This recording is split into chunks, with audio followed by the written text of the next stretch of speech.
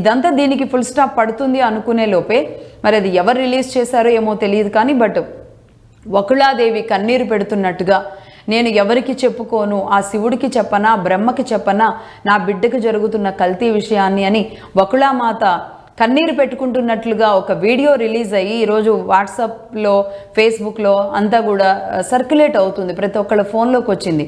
నిజంగా ఆ పాట వింటే గుండె తరుక్కుపోతుంది.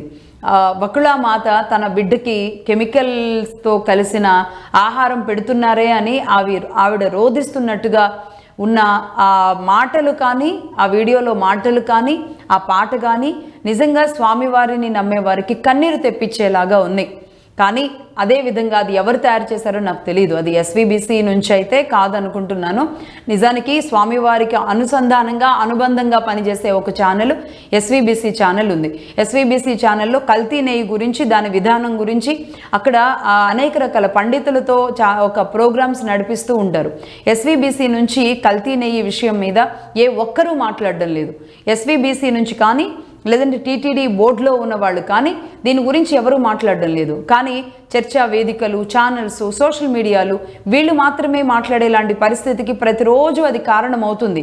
కనీసం నేను ఒక ఓత్ తీసుకుందాం అనుకుంటున్నాను ఈ విషయంలో.